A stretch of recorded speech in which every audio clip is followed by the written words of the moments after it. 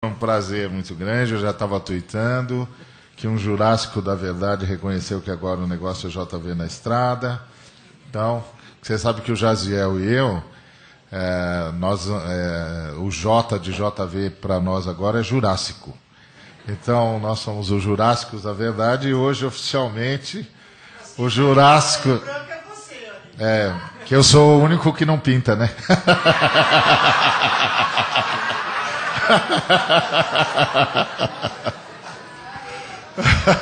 Então hoje um Jurássico entregou a bandeira para o JV na estrada. Que joia, tem de ser assim mesmo.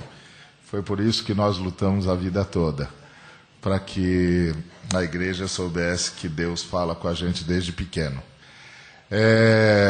Tem uma música do Estênio que sintetiza o que eu vou falar, mas antes de eu falar, eu quero falar um pouco sobre Visão Mundial. Visão Mundial é uma organização cristã, está no Brasil há 35 anos, e o objetivo dela é cuidar das crianças. Aí nós descobrimos que para cuidar das crianças nós tínhamos de cuidar da família, e aí descobrimos que para cuidar da família tínhamos de cuidar da comunidade. Então hoje a Visão Mundial trabalha com desenvolvimento sustentável transformador. A gente chega num local, reúne os líderes, as famílias, os religiosos, os líderes políticos, os líderes da sociedade civil, todo mundo, e leva todo mundo a pensar aquela comunidade e a entender o que é que pode acontecer ou o que é que deve acontecer para que aquela comunidade se emancipe social, política, educacional e economicamente. E aí, depois que a gente faz esse diagnóstico, que leva um tempão, a gente começa o que nós chamamos de Programa de Desenvolvimento de Área. Esse programa vai ter quantos projetos forem necessários para emancipar aquela comunidade, para que as crianças não precisem ficar longe de suas famílias, para que elas não precisem trabalhar, para que elas possam passar o tempo estudando, tendo tempo de lazer, tendo conhecimento de vanguarda, acesso às tecnologias e, principalmente, conhecimento de Jesus. E aí a gente fica naquela comunidade, até aquela comunidade se emancipar, e isso leva 10 a 12 anos.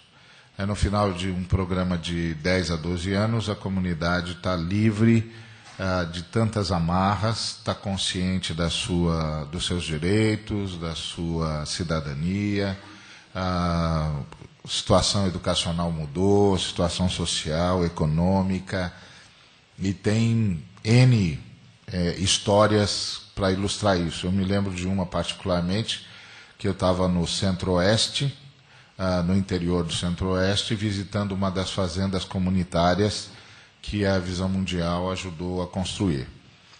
E eu estava falando com das pessoas líderes da comunidade e perguntei-lhe como é que era antes da Visão Mundial chegar por ali, o que acontecia. E ele me disse, antes da Visão chegar aqui, a gente era escravo. Eu pensei que ele estava usando de figura de linguagem, de metáfora. Eu disse, como assim, escravo, como assim? Trabalhava duro, é isso? Não, nós éramos escravos. Ela, como escravo? Foi escravo, moço. A gente era escravo. Nós éramos 70 famílias de escravos. Nós não tínhamos direito a nada, nós trabalhávamos sem receber, nós vivíamos como a gente conseguia e o dono da fazenda era dono da gente. Eu disse, puxa, e o que aconteceu? Disse, bom, a Visão Mundial chegou, encontrou essa situação, brigou com o cara da fazenda, entrou na justiça, ganhou a causa, expulsou o cara, a terra foi entregue para nós e eles nos ensinaram a plantar e a colher, mandaram agrônomos, ensinaram técnicas para a gente, mandaram tratores, ensinaram a gente a usar, mandaram tecnologia, e hoje essa terra é nossa, é uma cooperativa de 70 famílias, nós plantamos, somos assistidos, e a gente ganha por caixa que a gente planta de frutas, $3,50. que é um preço extraordinário, porque todos os outros em volta conseguem 50 centavos por caixa. E por que os outros conseguem 50 centavos por caixa e aquela comunidade, aquela cooperativa consegue 3 dólares e 50 por caixa? Porque um outro trabalho que a Visão Mundial faz é o do comércio justo. Então a Visão Mundial tira o atravessador da história. Não tem atravessador. É do produtor para o consumidor final. E aí, uma caixa de frutas que era comprada a 50 centavos de dólar, passou a ser comprada a 3 dólares e 50 centavos. E isso tudo é possível graças a gente como você e eu e tantos outros que apadrinham crianças. Porque nós só fazemos isso, na verdade, para cuidar das crianças. Esse é o objetivo da Visão Mundial. Então, a gente, com o dinheiro do apadrinhamento de crianças, emancipa sociedades, comunidades. A gente é considerada a maior ONG em atuação no mundo, a maior ONG em atuação no Brasil, e nós somos mesmo. Somos os maiores parceiros da ONU no combate à fome no mundo. O nosso lema é, como servos de Jesus Cristo, cidadãos do reino, lutamos por um mundo que não tolere a pobreza. Isso é Visão Mundial. Se você quiser participar, você recebeu esse material, aqui tem todos os nossos dados. Você pode procurar a TT, está por aí, em algum lugar, está lá. E ela tem um material, você preenche, e a gente manda notícias para você. E se você quiser apadrinhar crianças, você apadrinha e acompanha a criança. Você sabe o que está acontecendo com ela, você vai receber relatórios, vai saber o que está acontecendo. E mais, você pode ir lá visitá-la se você quiser. Não é esse negócio de segredo, não. Você recebe cartinha de uma criança que nunca vai ver. Não, você pode visitar a hora que você quiser, pode ir no projeto a hora que você quiser. A Visão Mundial trabalha com transparência. Você vai chegar e vai encontrar a criança que você apadrinhou, e vai encontrar o que está acontecendo com ela, você vai acompanhar de perto. Então, isso é Visão Mundial. Bom, tendo dito isto, como eu disse, tem uma música do Estênio que sintetiza o que eu vou falar, que é uma música que ele fez de Jesus dormindo. Que, na minha opinião, é um dos melhores tratados sobre a dupla natureza de Jesus. Uma pena que ele não cantou, mas... Você quer cantar? Você pode cantar? Pode? Então? Ok, ele já aceitou.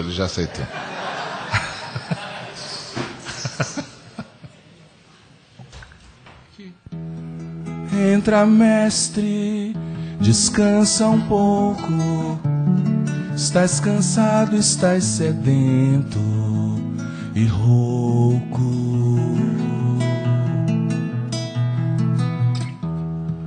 Dorme, mestre, a casa é tua. Já fechei porta e janela pra rua. Deixou-me falando só, dormiu tão pesado, fazia dó. Como será, mestre, este sonho teu? Sonhas como homem, sonhas como Deus, sonhas com a glória que tinhas com o Pai na luz, ou sonhas com a cruz.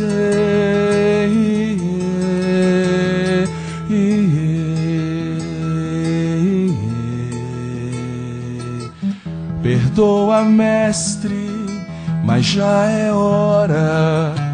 Uma multidão te espera lá fora. Estás decidido, não te detenho. Vais curando até chegar ao lenho. Partiu, fica paz em mim, fica a sala com cheiro de jasmim. Vai verter a vida do corpo seu pra levar a culpa de alguém como eu, pra lavar o sujo do meu próprio eu, levar-me puro a Deus.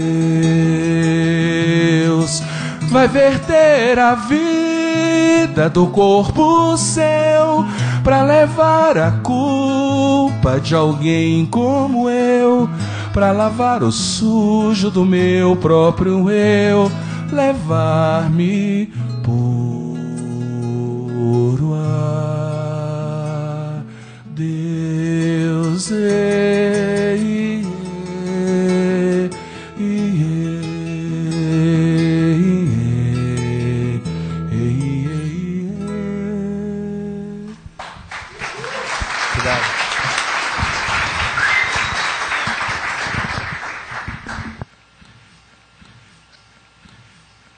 Muito bom. Eu queria ler com vocês Filipenses 2, a partir do versículo 5.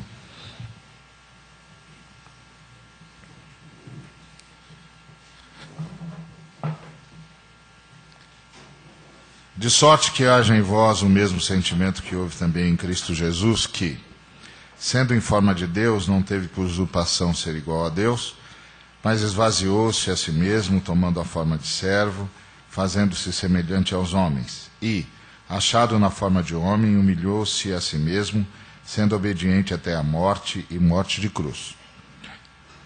E agora eu gostaria de ler com você um outro versículo. Dois outros versículos. O primeiro é Mateus 1,16, diz assim: E Jacó gerou a José, marido de Maria, da qual nasceu Jesus, que se chama o Cristo.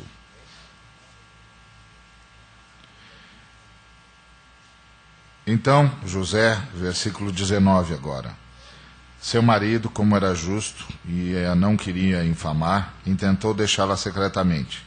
E projetando ele isto, eis que em sonho lhe apareceu um anjo do Senhor, dizendo: José, filho de Davi, não temas receber Maria, tua mulher, porque o que nela está gerado é do Espírito Santo. Obrigado, Senhor, por tudo que o Senhor já falou. Ministra-nos ainda mais, tudo o que imploramos em nome de Jesus. Amém. Bom, era uma vez um papel enorme, tão enorme que não tinha tamanho. Cobria tudo que a gente via e tudo que a gente não conseguia ver, cobria tudo que a gente imaginava e tudo que a gente jamais conseguiria imaginar. Era um papel infinito. Tudo estava escrito nele. Todas as coisas estavam nele. Tudo era carregado por ele. Tudo estava impresso nele. E estar impresso nele era a garantia de que existia, de que fazia sentido e de que faria sentido. Mas um dia, esse papel foi comunicado por uma outra pessoa que fazia parte dele, de quem ele fazia parte, que ele ia precisar passar por um processo de dobraduras. Porque de todos os seres que ele carregava naquele papel infinito, havia um em quem ele tinha colocado toda a sua esperança, toda a sua bondade, esperança de se ver, esperança de se manifestar, de fazer com que o amor que estava impregnado naquele papel, que era o pano de fundo naquele papel, pudesse ser expresso que aquele papel mais desejava era fazer com que tudo aquilo que estava contido nele tivesse vida, e vida abundante. E aí ele foi comunicado que aquele ser em quem ele apostou para ter essa vida abundante no universo, que ele mesmo ia dar forma e fundo, aí iria abandoná-lo. E iria pôr em perigo tudo o que eles haviam sonhado, tudo o que eles haviam desejado. E que eles podiam simplesmente apagar. Eles podiam simplesmente apagar aquele ser daquele papel e apagar tudo que tivesse relacionado com eles, com esse ser. Mas por algum motivo que só eles entendiam, eles não conseguiam pensar na possibilidade de apagá-lo. Então ele foi comunicado de que para não apagar aquele ser, ele ia ter de passar por uma série de dobraduras até ficar do tamanho daquele ser.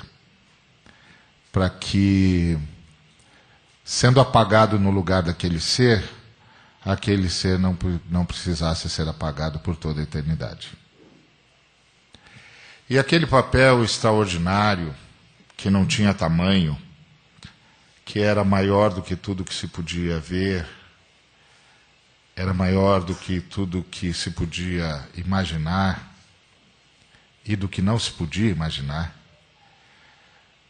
movido por um amor que só ele era capaz de compreender, e os seus pares, não achou que era uma injustiça com ele pedir-lhe para se deixar ser dobrado. E abriu mão daquela infinitude toda. Abriu mão daquela grandiosidade extraordinária. Abriu mão daquela luz imensa, indescritível, que ninguém no universo conseguia ver por mais de alguns segundos, porque era intensa demais. E começou a ser dobrado. E foi sendo dobrado, e foi sendo dobrado, e o primeiro resultado daquelas dobras é que ele de senhor virou servo. Mas ele continuou sendo dobrado, porque como servo ele ainda era rei, ele ainda falava por Deus, mas ele continuou sendo dobrado.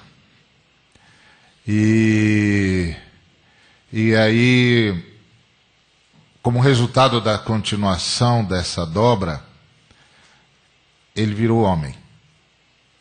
Exatamente aquele ser que precisava ser apagado.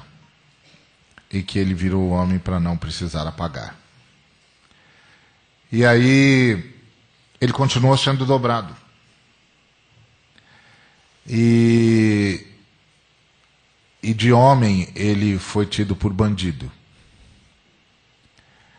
De bandido, ele foi tido por réu. E ele continuou sendo dobrado.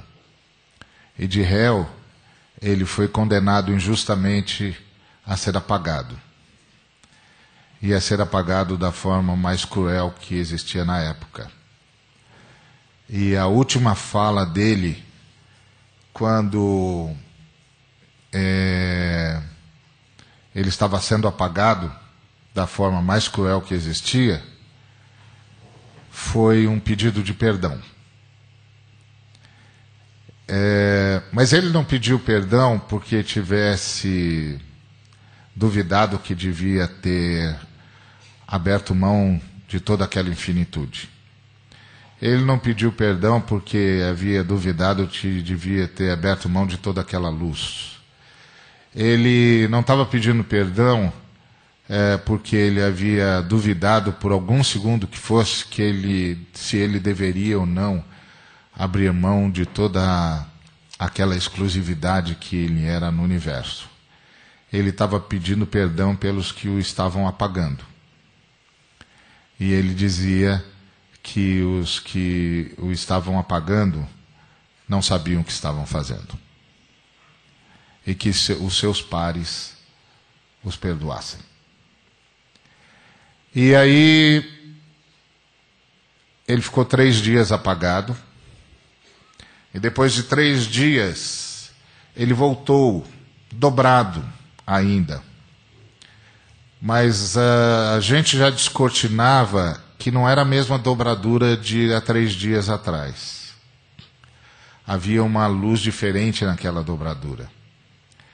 E havia uma beleza diferente naquela dobradura. E durante 40 dias ele passou com seus alunos. E no final, de repente, enquanto ele falava com seus alunos, ele começou a subir ao céu. E os alunos começaram a olhar para aquele ser, aquele origami, e eles começaram a ver uma coisa interessante, que ele ia se desdobrando, se desdobrando, se desdobrando. E a última coisa que eles viram foi um papel imenso que não se podia medir, com uma luz intensa que não se podia ver, com uma beleza impressionante que não se podia retratar. E no meio dessa beleza toda, eles nos viram. Nós estávamos impressos lá. Foi isso que o Paulo disse. Se deixem dobrar por Deus, para que muita gente possa ser impresso na glória eterna. Se a gente vai liderar jovens, se a gente vai trabalhar com jovens, a gente tem que se deixar dobrar. Nós estamos num país que tem muitos líderes dobrando pessoas. Mas Deus não está chamando líderes para dobrar pessoas. Está chamando líderes para se deixar dobrar por Ele, pelas pessoas. Teve um rapaz, camarada muito bom, gente boa toda a vida, sério, jovem, e ele era trabalhador, respeitado, desde jovem considerado como um dos melhores dos seus pares, entre os seus pares, se não o melhor. E ele tinha uma história de nobreza, embora ele não fosse mais nobre, porque o país dele tinha mudado, a história tinha mudado, a nação tinha mudado, e o nome da família dele ainda era reverenciado, mas não tinha mais o mesmo significado político que teve no passado. Ele era descendente de Davi, o grande rei, ungido por Deus,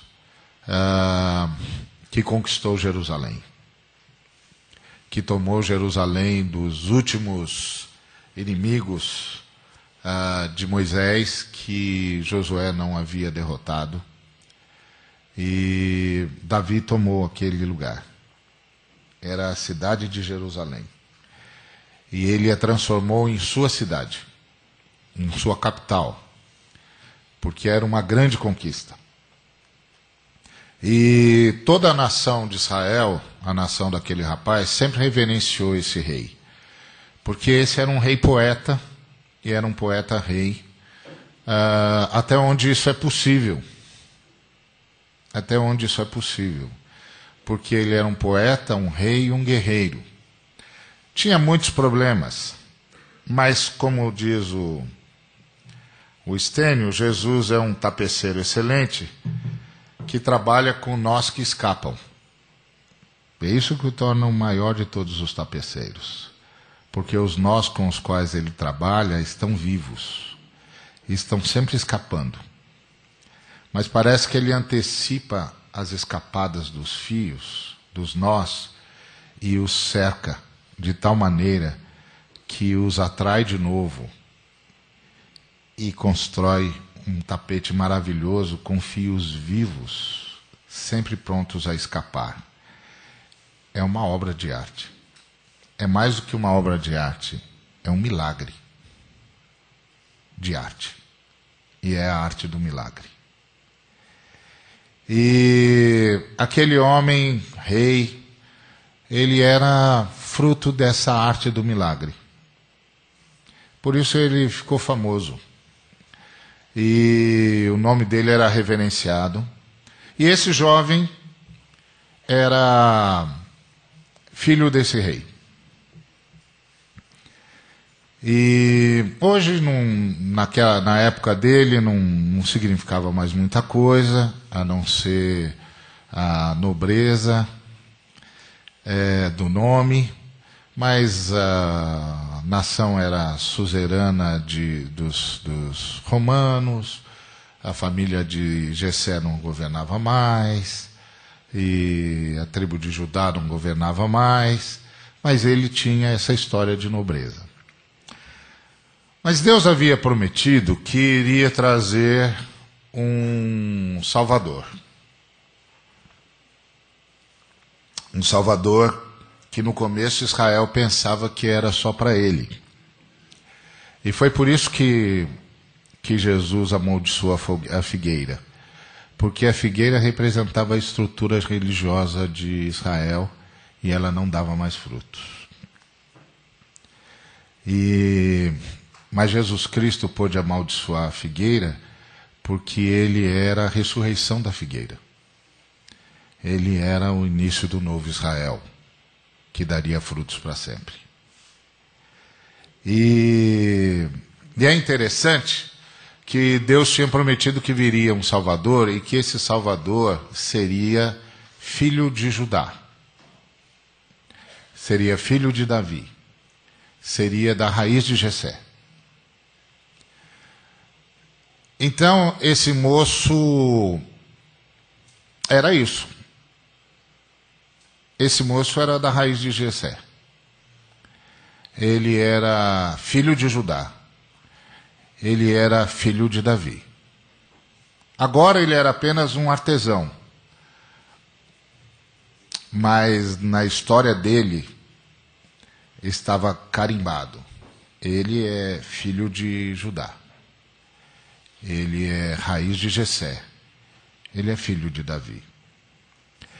E esse moço estava noivo de uma menina joia, extraordinária.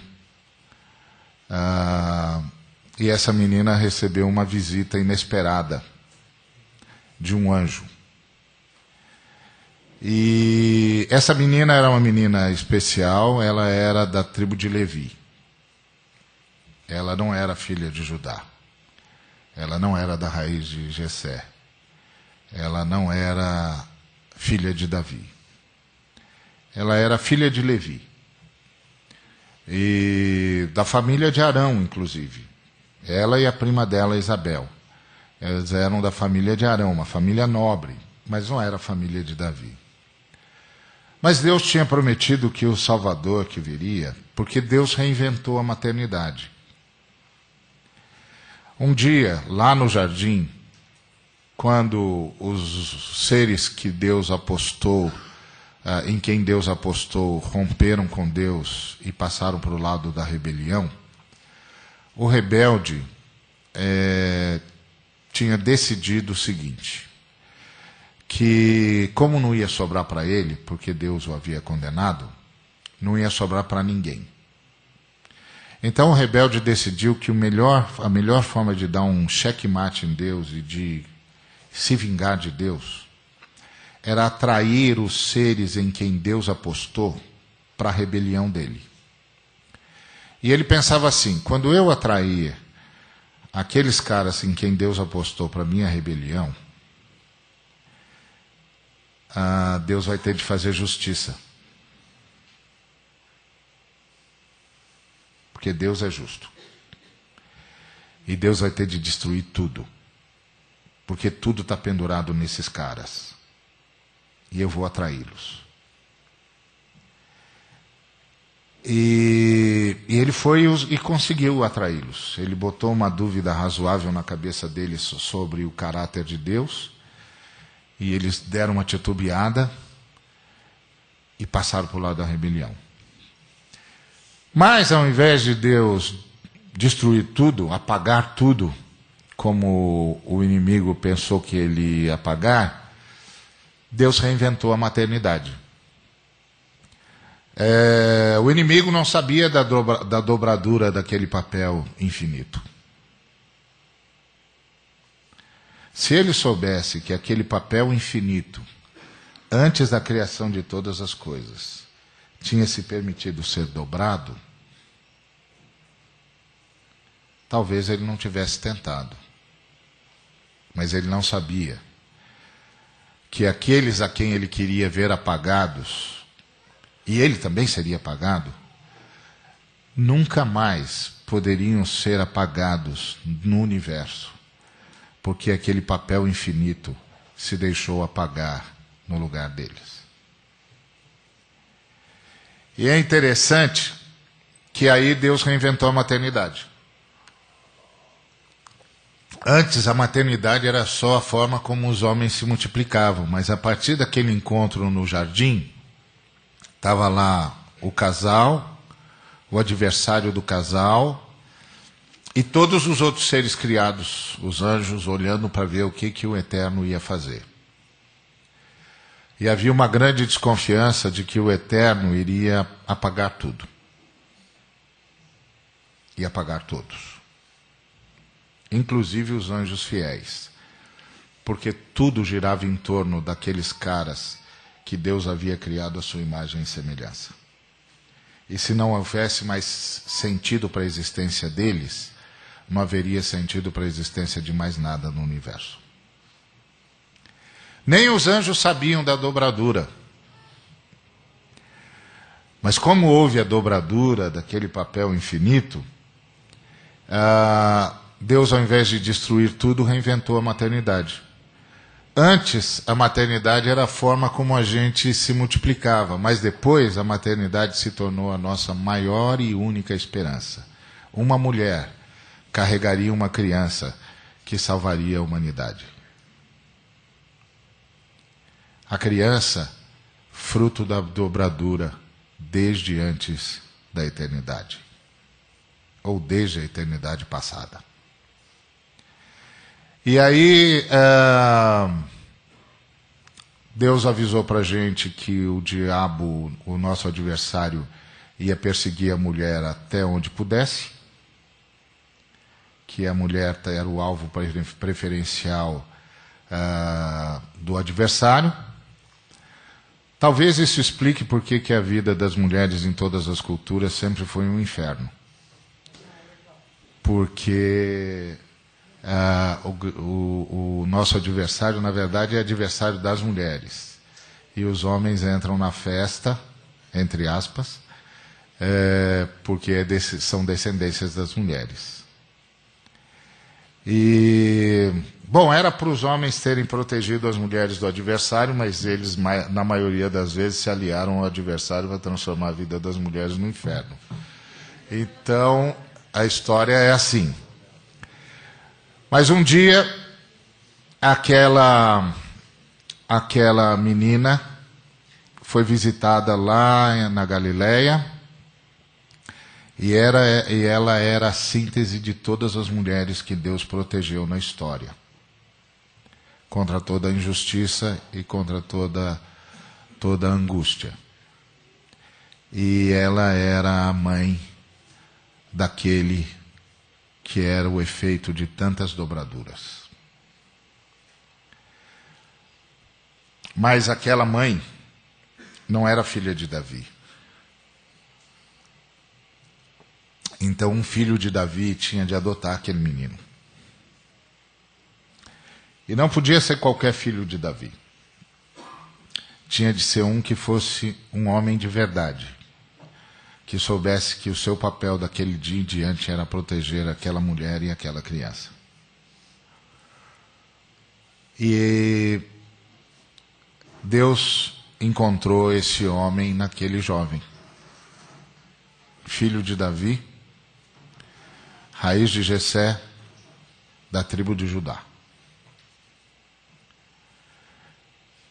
Quando ele soube da gravidez da sua noiva, ele sabia que não tinha nada a ver com aquilo, e ele disse, bom, tenho duas possibilidades. Uma é entregá-la para os anciãos. Se eu a entregar para os anciãos, ela vai morrer.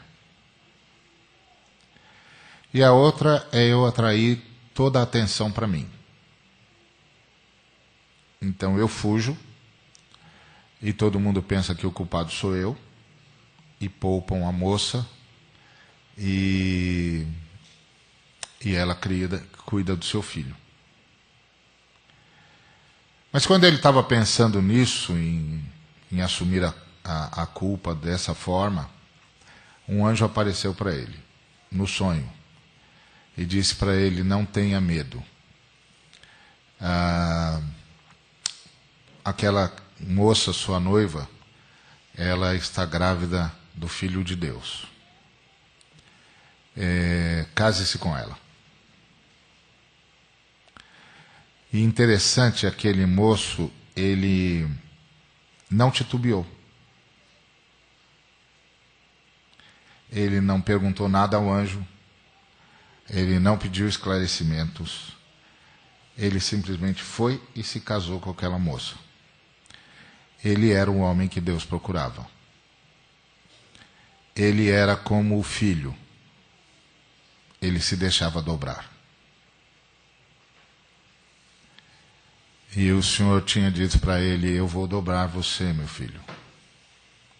Porque eu preciso de alguém que cuide dessa criança. E que o faça ser filho de Judá. Raiz de Davi. Raiz de Jessé. E você pode fazer isso. E ele não titubeou e fez. E daquele dia em diante, Deus só falava com aquele moço. Houve uma vez que uns magos vieram visitar Jesus, o fruto da dobradura, e depois, antes de chegar lá, eles foram falar com o rei de Israel, que era o Herodes, pensando que o Herodes sabia de Deus. Mas Herodes não sabia de Deus. Só que Deus sabia de Herodes. Então Deus disse para o José, leva o menino embora.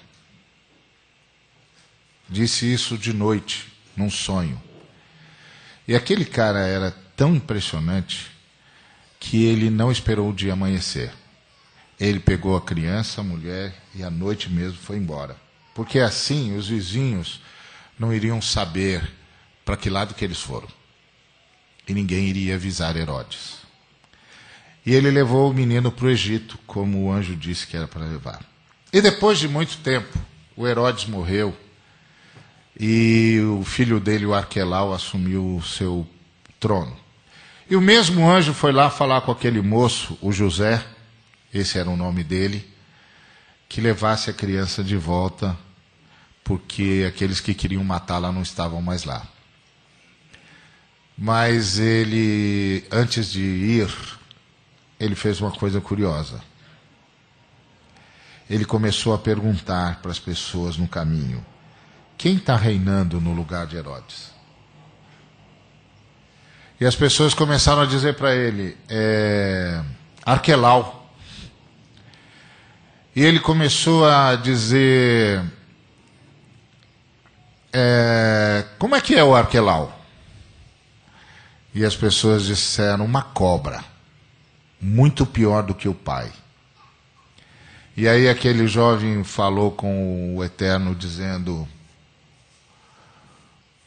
o senhor acha que é melhor levar o nosso filho mesmo para aquele lugar? É muito perigoso, aquele homem é muito mau. Pensa no que eu estou falando, me dá uma instrução. E de noite o anjo veio visitá-lo de novo e disse, Deus concordou com você. Leva a criança para Nazaré. Assim foi aquele homem. Ele foi um homem que se deixou dobrar. E porque ele se deixou dobrar, ele protegeu aquela mulher. Aquela mulher estava condenada a ser mal vista por todo mundo. Mas ela encontrou um companheiro que a protegeu, que protegeu o seu filho, a quem ela deu mais filhos e filhas.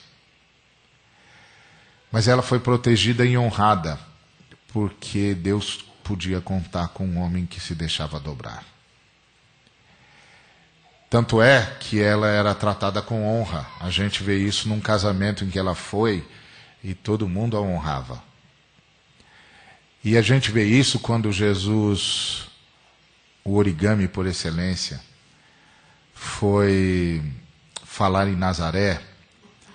E ele leu Isaías 61 e ele disse que ele era o fruto da dobradura, aquele que Isaías disse que viria. E o pessoal começou a dizer, mas ele não é o filho do carpinteiro? Eles já o ligavam com o pai, porque o pai o adotou. E o pai, a prova que o pai o adotou é que ele era carpinteiro, porque o primogênito é que herdava a arte do pai. E era o pai que se responsabilizava pelo primogênito. O pai que ensinava as letras, o pai que ensinava a Bíblia, o pai que ensinava tudo para o primogênito. E aquele homem ensinou tudo o que sabia para aquele menino. E um dia aquele menino honrou aquele homem de uma forma extraordinária.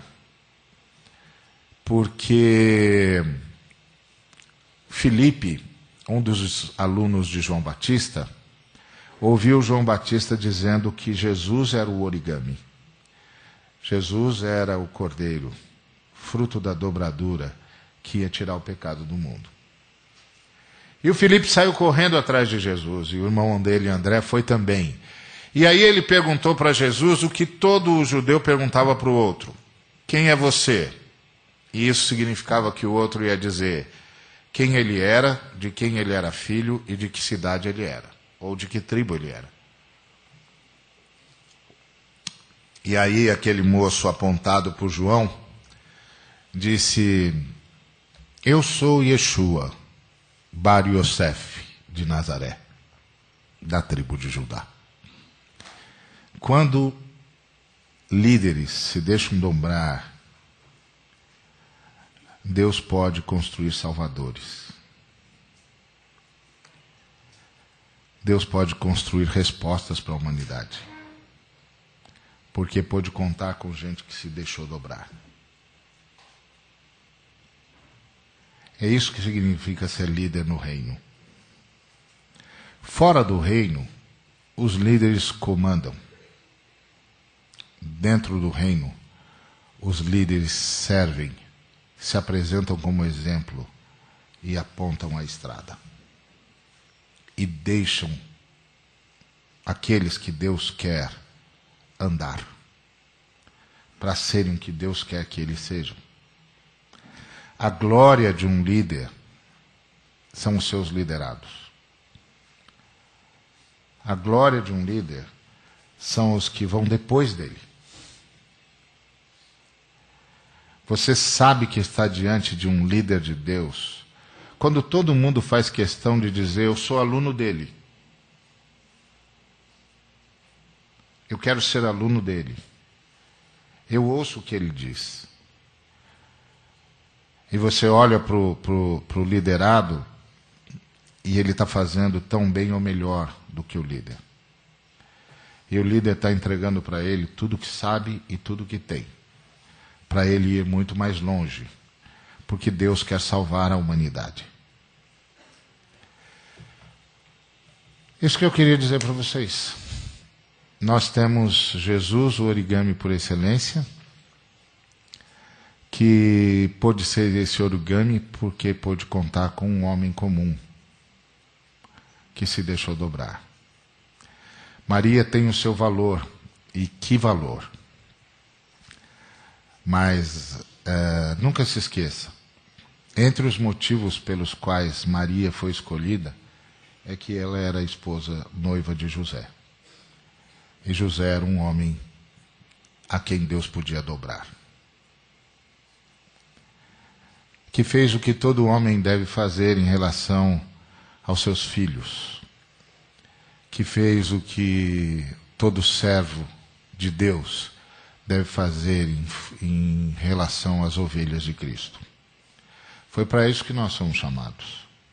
Quando Deus colocou a gente como líder, estava pensando em gente como José, que, na minha opinião, foi o maior de todos os servos de Deus, porque a Moisés o Senhor confiou, a Abraão o Senhor confiou uma promessa, a Moisés uma libertação e um registro, aos profetas palavras, mas a José ele confiou seu próprio filho.